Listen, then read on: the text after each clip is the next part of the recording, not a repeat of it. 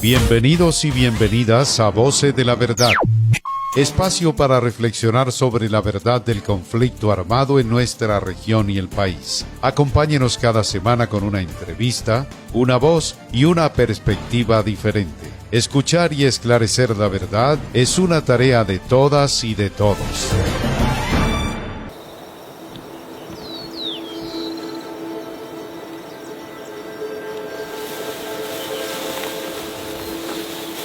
Pues hemos tenido para salvar la vida, correr, defenderse uno, así sea como sea, porque nos ha tocado duro.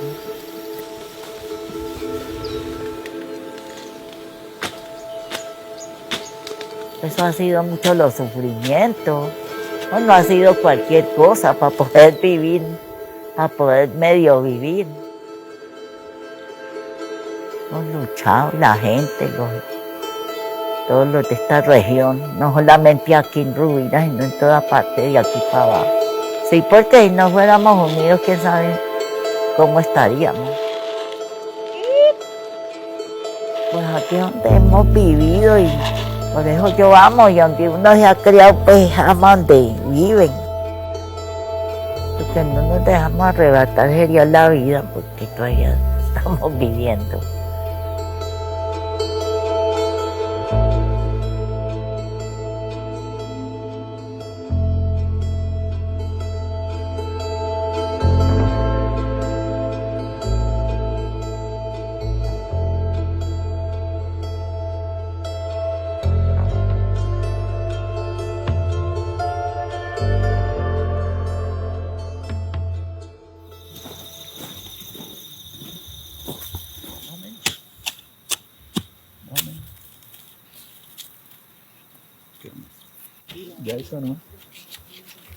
La zona de reserva campesina Cuenca del Río Pato y Valle de Barcilla está localizada en el departamento del Caquetá, municipio de San Vicente del Caguán, en medio de dos áreas protegidas.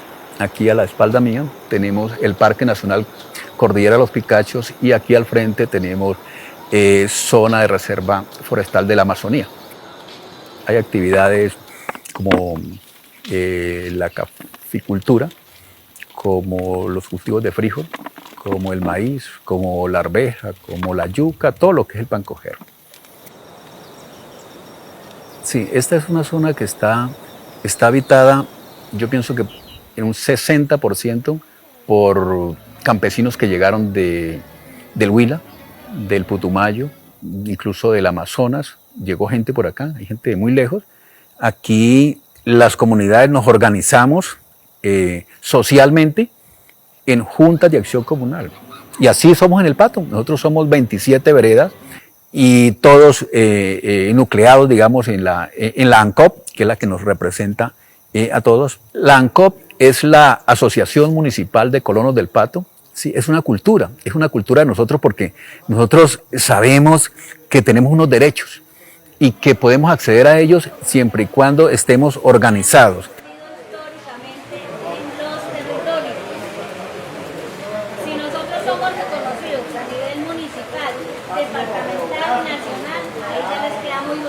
Las zonas de reserva campesina pues son una de las figuras que podrían representar y materializar ese interés del campesinado de ser reconocido como un sujeto colectivo, diferenciado y protegido. Así se creó en la Ley 160 del 94 y pues básicamente en esta norma agraria lo que se crea es una figura de ordenamiento territorial que tiene unas características de desarrollo agrícola, en donde se supone que el Estado tiene que generar una inversión intensiva de acciones y recursos económicos para lograr que el campesinado desarrolle sus planes y proyectos de vida.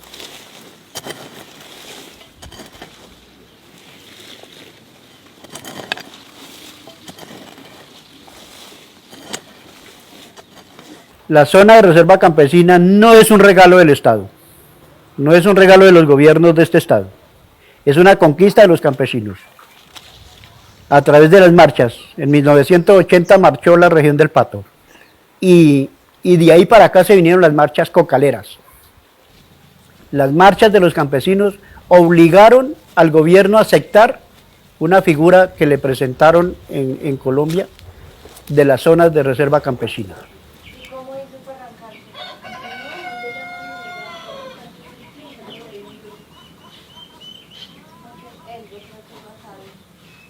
Si a uno se le muere el papá, el hogar no se desintegra, pero si a uno se le muere la mamá, el hogar se desintegra. La mamá siempre lucha por sostener el hogar como unido. Bueno, mi hijo me fue a traer unas 2 papas grandes. Grandecitos. La salida del 80 fue una protesta que el gobierno no se la esperaba. Inclusive el mismo ejército, ellos decían que nosotros a pie no llegábamos a Neiva. Y que no llegábamos a Neiva. Y lo cierto fue que ellos en cada quedada nos atravesaban el retén adelante para que los carros no entraran a recogernos. Era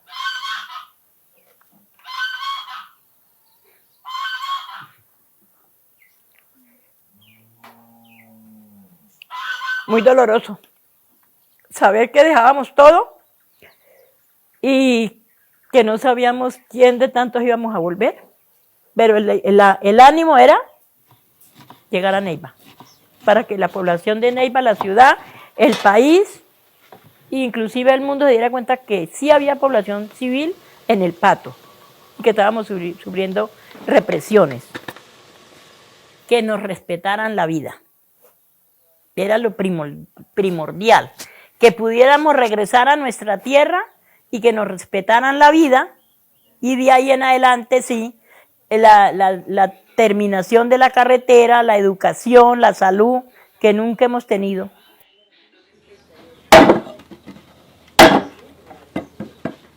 Lo primero, que en la zona de reserva campesina no permite que hayan terratenientes.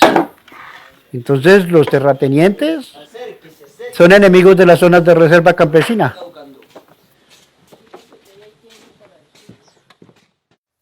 Tiene que ser distribuida la tierra para los pobres y para los que no tienen tierra. Y ese es el mérito de las zonas de reserva campesina. Pero a eso el Estado no le apuesta porque son gobiernos que representan a los terratenientes, a los empresarios, y una sola reserva campesina va en contra de los intereses de ellos.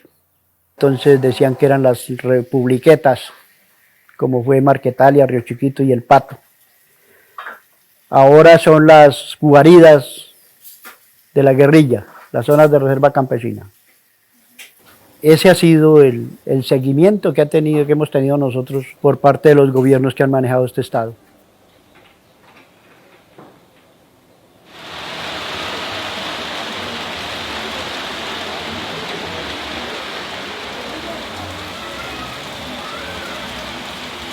O sea, hay un enorme coco que se ha montado en torno a la figura de las zonas. Se piensa que son subversivas, se piensa que son retaguardias de las FARC, se piensa que sus dirigentes son también actores armados, negando ese carácter de ordenamiento y de planificación de política pública que tenía. Entonces, pues las zonas de reserva campesina son una víctima colectiva del conflicto armado, son una figura que tiene una gran carga de estigmatización, son un ejemplo que materializa esa violencia estigmatizadora que sufre el campesinado en Colombia, esa violencia simbólica, discursiva, narrativa, que se materializa en acciones concretas, de hechos ya violentos que atentan contra la vida, la integridad y la libertad de las personas, pero que esas son simples consecuencias de ese discurso difamatorio contra las zonas de reserva campesina.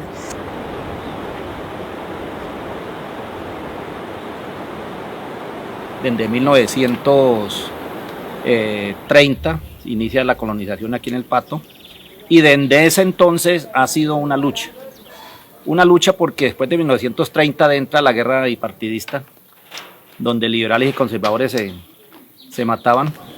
Aquí llegaron unos campesinos a trabajar la tierra, unos campesinos que venían huyendo debido al conflicto nacional. Entonces esta es una tierra totalmente colonizada por liberales, donde el Estado, digamos, en cabeza de la policía chuladita, entonces mandó a asesinar todo ser que hubiera en este territorio.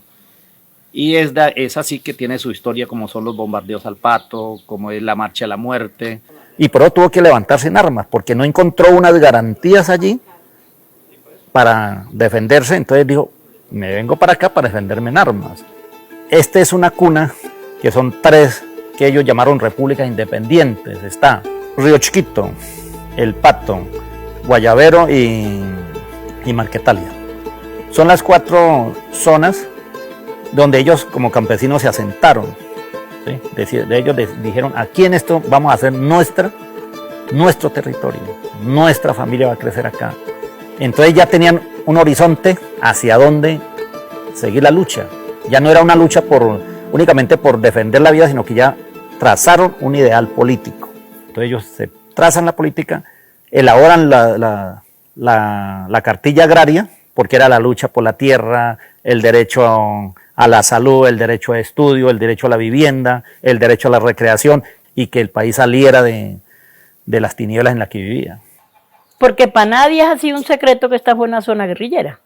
Esa ha sido una zona de la cuna de la guerrilla, diría yo, porque aquí fue una zona donde la guerrilla ha tenido su asentamiento, aquí.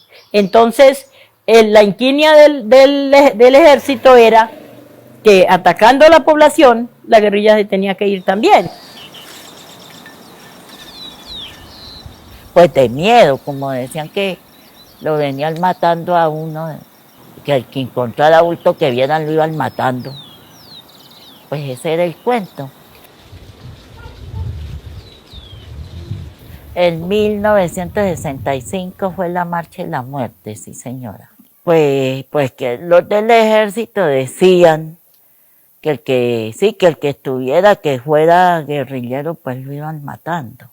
Pues mataban todos parejos, que fueran guerrilleros y que no fueran.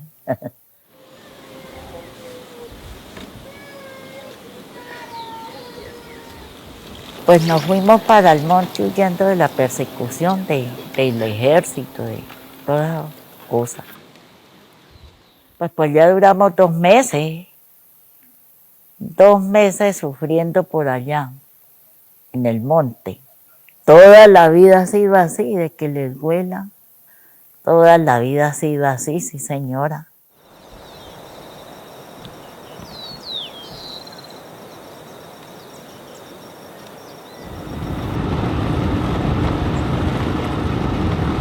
Yo llevo aquí 40 años en la zona del Pato y toda la vida el campesinado del Pato lo tildan como guerrillero, porque de todas maneras siempre ha estado presencia la guerrilla. Eso no es una mentira, eso es una verdad, pero el campesinado siempre lleva el arrume de que es también guerrillero.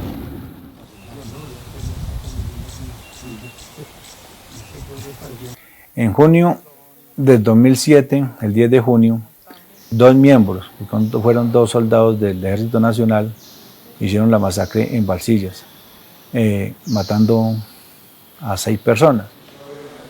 Aquí están las aulas, donde estudiaban los muchachos, los salones, todo, el laboratorio, nuestra área era donde dormía la rectora.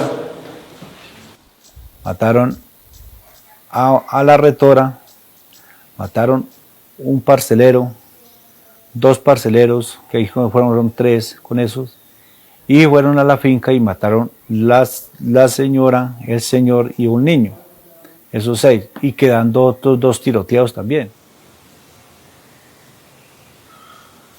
Y acá estaba durmiendo cuando la llamaron, y ella salió para ver qué pasaba y también la acribillaron allá. Bueno, después de lo ocurrido acá en el colegio, entonces las comunidades hacíamos marchas para salir a protestar sobre lo que ha sucedido, pero el ejército siempre en la misma base, en el mismo retén, nos detendían para que no saliéramos a protestar, que no saliera eso a la luz prácticamente, públicamente, nacionalmente, como nosotros queríamos, que no se quedara ahí en la impunidad, sino que se mostrara ante el mundo.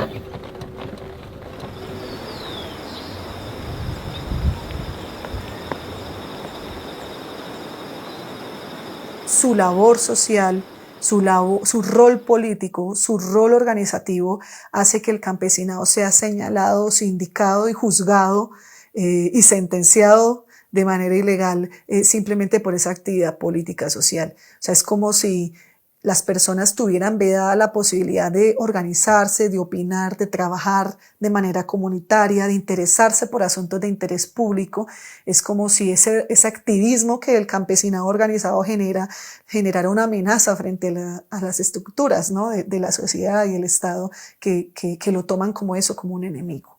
A partir de ese entendimiento se adoptó en el sector defensa del Estado y de los gobiernos que el campesino era un guerrillero o que potencialmente es un guerrillero, porque vive allá en ese territorio donde están esas estructuras, ¿cierto? Todo para evitar un diálogo. Digamos que eso es parte del libreto de persecución y estigmatización, es evitar que finalmente el reclamo y la reivindicación se consolide en un acuerdo legítimo. Y en el 2002, cuando se acaba la zona de despeje, las negociaciones de Andrés Pastrana con las FARC, y se acabó la zona de despeje, en esa época a nosotros nos tocó que irnos de aquí. Nosotros nos fuimos desplazados por el ejército. Y como a los 3 meses de habernos ido nosotros, detuvieron a los directivos de ANCO en Guayabal un día como a las 7 de la mañana, una redada. Y nadie se lo imaginaba que los iban a detener. Los detuvieron, los metieron a la cárcel, los tuvieron 14 meses en la cárcel. Y el diario del Huila apenas los detuvieron, lo primero que en una columna publicó de que habían desmantelado la red de finanzas de la Teófilo Forero. ¿Ah? ¿Cómo es el tratamiento que le dan a una persona por el hecho de estar reclamando que a unos campesinos se le dé educación, se le dé salud, que se le titule su pedazo de tierra, que le hagan los créditos? Y ya estamos enseñados a que a nosotros nos señalan como las peores piojos del planeta. Hasta ahora, en estos momentos que empieza la pandemia, oímos el presidente y algunos hablando de que los campesinos era el futuro del país. Pero porque el COVID los obligó a tener que reconocer que nosotros sí somos una parte vital, importante del país. El resto aquí nadie, incluso ni dentro de la Constitución aparecemos como campesinos. Ahí aparecen los afros, aparecen los indígenas, aparecen los gitanos y otros. Dice debajo que es el último rengloncito que tiene, incluso la letra más pequeña. ¿Y los otros quiénes son? Los campesinos.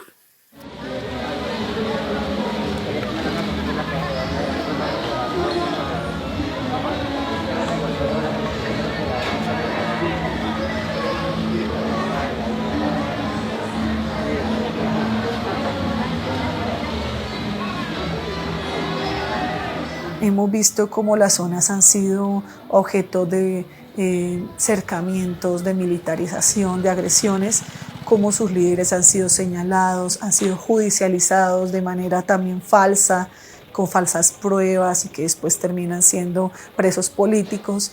Hemos visto también cómo las zonas han sido objeto también de un desplazamiento forzado enorme.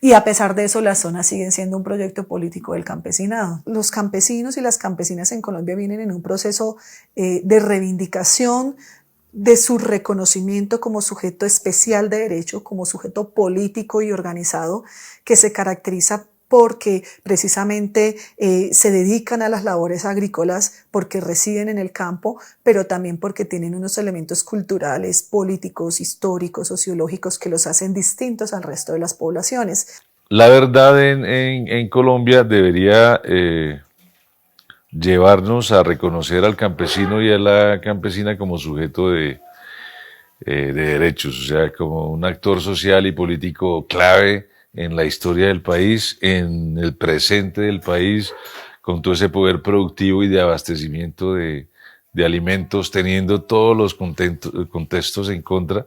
El campesino sigue ahí, la campesina sigue ahí, siendo una clase social de vital importancia para la sociedad colombiana. En la medida que tengamos la verdad de esos conflictos, de esas tensiones, de esas guerras en las que se vio inmiscuido el campesinado, pues vamos a comprenderlo y vamos a salir del atolladero.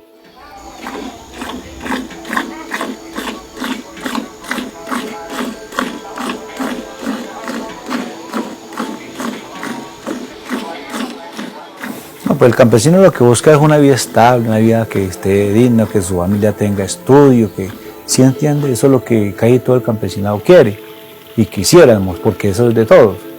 Entonces eso es lo que se ha luchado, y las tierras para trabajar, que haya cultivos, que haya de todo, porque aquí hay mucha gente trabajadora. El campesino es el que necesita su tierra para trabajar y sostenerse, porque uno necesita y no sostenerse, uno necesita, ¿sí entiende? Que esté la comidita y sacar a los hijos adelante. Sí, la guerra no nos ha quitado la dignidad de seguir luchando por lo que siempre hemos luchado, por la tierra, por la familia, por lo que siempre un campesino aspira, ahí lo tenemos vivo y seguir luchando en la zona por las cosas. Uno como que cuida la tierra como cuidarse a uno mismo, como se entiende toda la zona, la región, que esto viva en paz, que esto esté bien. No hay créditos, no hay escrituras, no hay títulos, no hay vías de penetración, no hay salud, no hay educación, no hay centros de acopio donde el campesino pueda llevar sus productos y que los vendan de una manera favorable. Entonces hay unas causas múltiples de los campesinos tener que organizarse y luchar. Nosotros luchamos por un tipo de país más incluyente, donde tengamos la posibilidad todos los campesinos de poder tener unas garantías. La guerra no nos pudo quitar a nosotros la organización de ser unidos, pese a todas las adversidades que hemos vivido aquí. El campesinado de este país no está derrotado.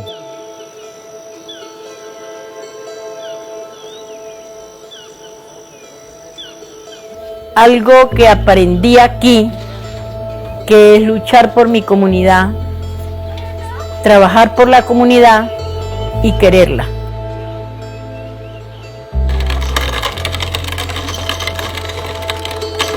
La lucha aquí ha sido resistencia, mucha resistencia de la gente, mucho ánimo de defender lo que tenemos. En eso hemos sido unidos a luchar por defender la tierra, por defender la unidad, por defender lo que hemos tenido, el desarrollo que se le ha dado a la región.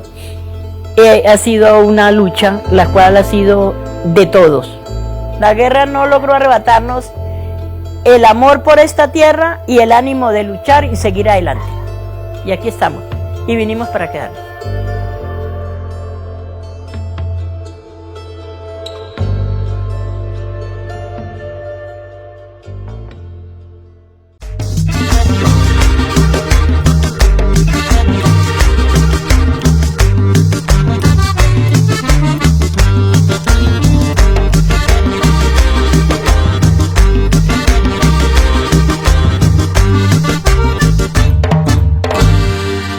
Este programa fue posible gracias a la Comisión para el Esclarecimiento de la Verdad y el apoyo de la Unión Europea.